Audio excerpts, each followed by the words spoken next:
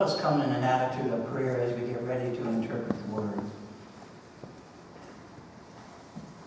Loving God, we ask you to be with us at this time.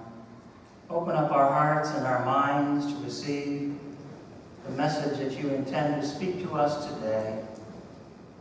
We ask you to bless all that are gathered here, as well as those who could not be with us here today. And help us as we seek to be your community of faith, your people of God, in this time, in this place. May the words of my mouth, meditations of all the hearts present here be acceptable in thy sight, O Lord, our rock and our Redeemer. Amen.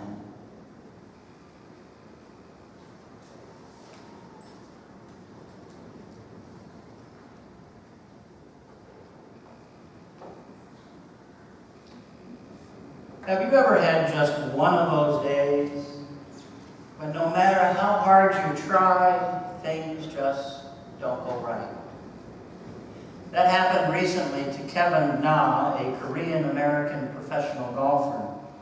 He's been on the PGA Tour since the age of 17, turning pro in 2001, and he's had some moderate success playing and winning on the Asian Tour, and even winning one PGA Tour title. But on April 14, 2011, at the Valero, Texas Open, disaster struck. On that date, Kevin Na joined a list that no other golfer wants to be on, because Na will forever be known as the guy who shot 16 on one hole at a PGA Tour event, which happens to be the worst score on a par 4 in PGA Tour history.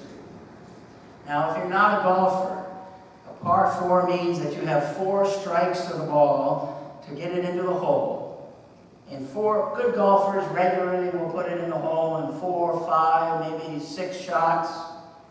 If you're really bad like I was when I played golf, 7 or 8 or 9 or 10, occasionally it's 16. But for a professional golfer, to take 16 shots to put it in a hole that should only take 4 shots is really unheard of. Now, before the disaster occurred, Kevin was cruising along at 1 under for his round when he approached the 9th tee box. And it was at this point that things took a turn for the worse.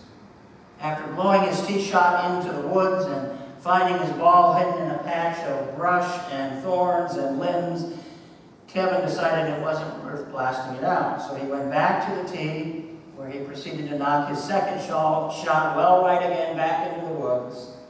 After hitting a provisional ball, Kevin found his second ball, but feeling the pressure, he decided to try to hit it out of the woods.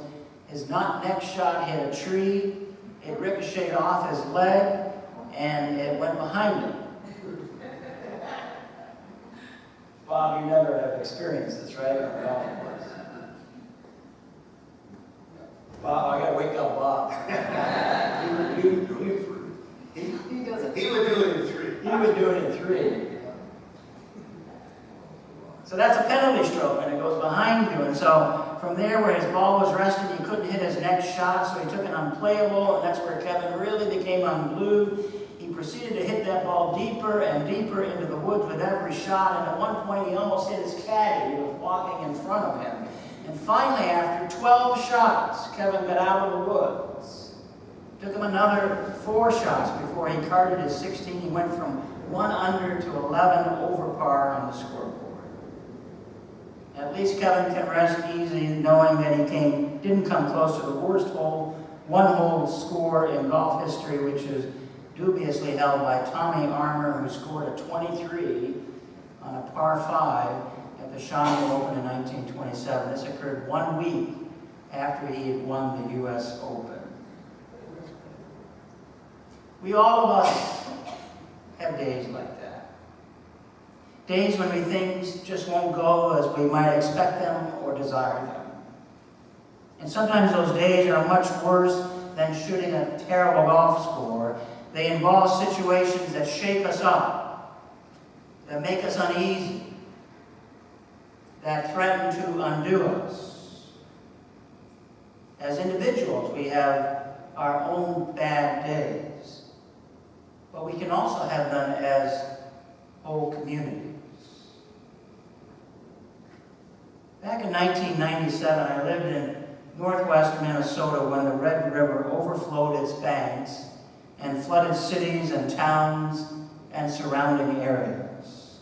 It was the worst flood of that river since 1826. It's one of those 100-year floods that you hear about that come every generation. The flood reached throughout the Red River Valley, affecting the cities of Fargo, North Dakota, and as far north as Winnipeg, Canada, but none of the areas were as greatly affected as Grand Forks and East Grand Forks, where the floodwaters reached over 3 miles inland, inundating virtually everything in those two communities. You might remember some of the news images showing downtown Grand Forks flooded with water while 11 buildings stood burning, the firefighters having trouble getting to them. Over 50,000 people had to be evacuated. Now, the home that I was living in was located in a small town about an hour away from the flooding, and one day I was asked to join a group of high school students and teachers who were going to help place sandbags around a town which was in danger of being overtaken by the water. So we got on a bus and we traveled down a familiar highway, a road that I'd been on many times before. And about 25 miles into this bus ride, we began to see water on both sides of the road.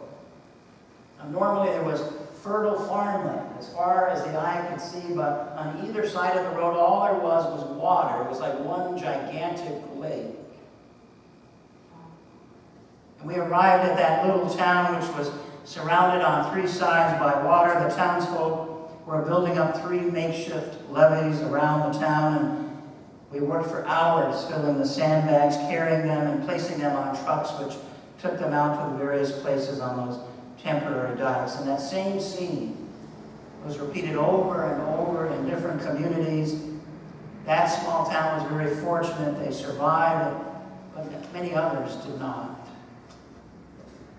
It was almost a month before the Red River subsided to its pre-flood levels. I'll never forget that in Grand Forks it rose 54 feet above flood level.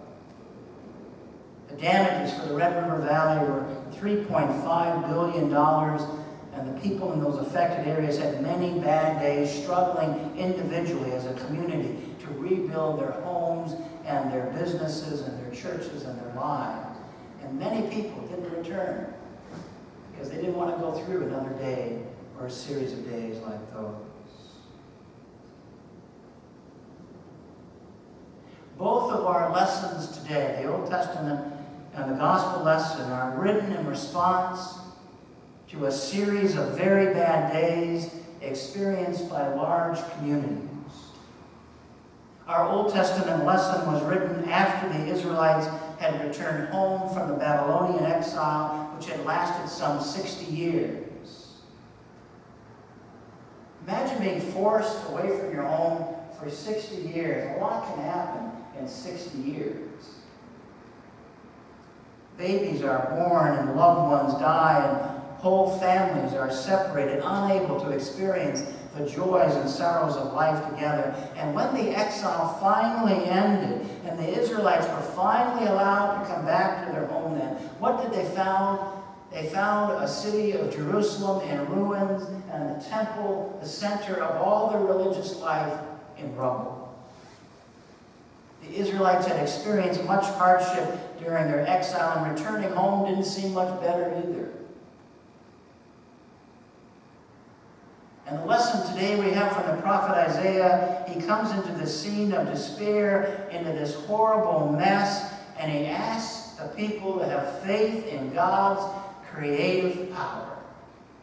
He proclaims that even right now, right in the midst of those terrible, horrible days, in the middle of a very long string of very bad days, God is about to create a new heaven and a new earth.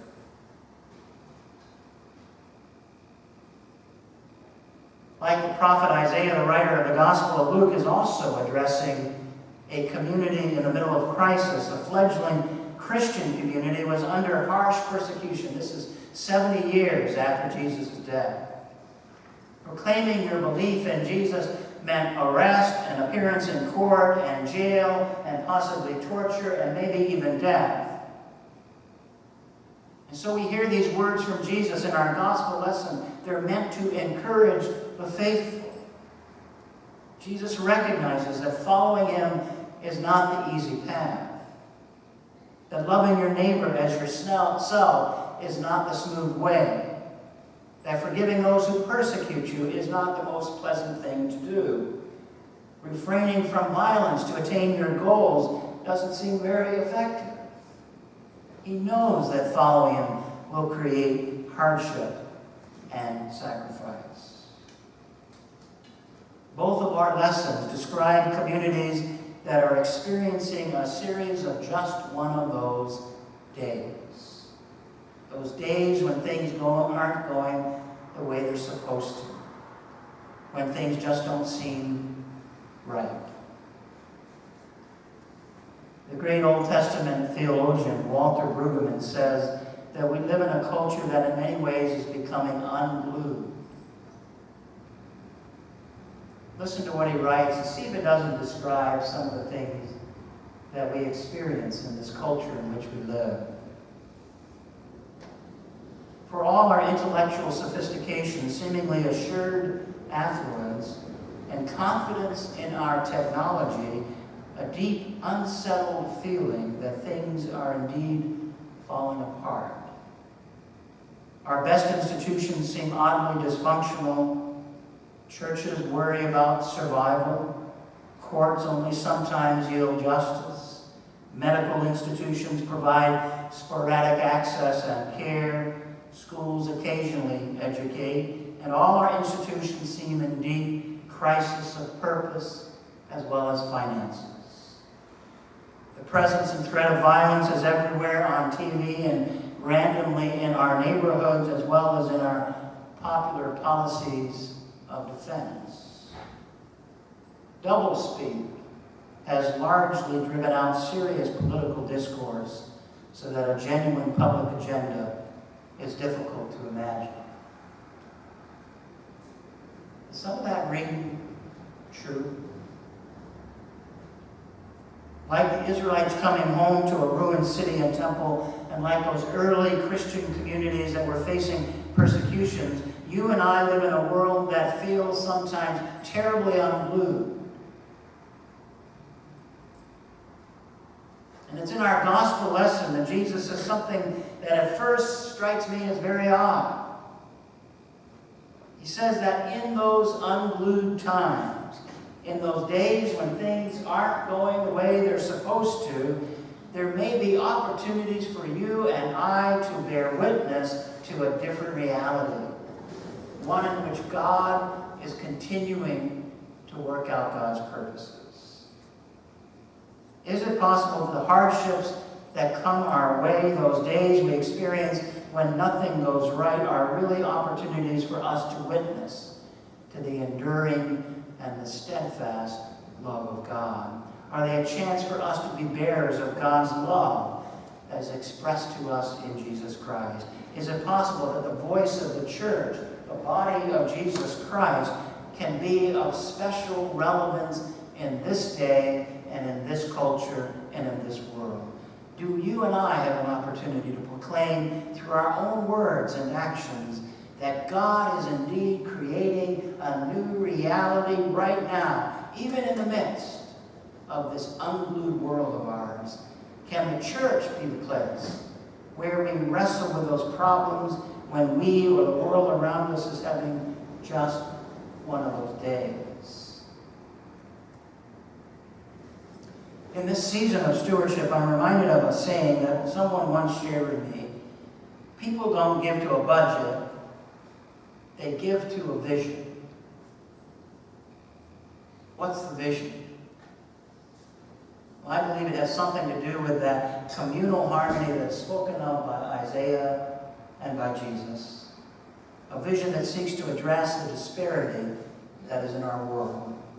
A vision that sees every person as a delight in God's eyes.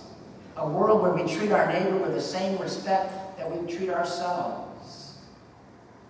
Don't we belong here at this church because we want to be part of a community of faith that shares that kind of vision?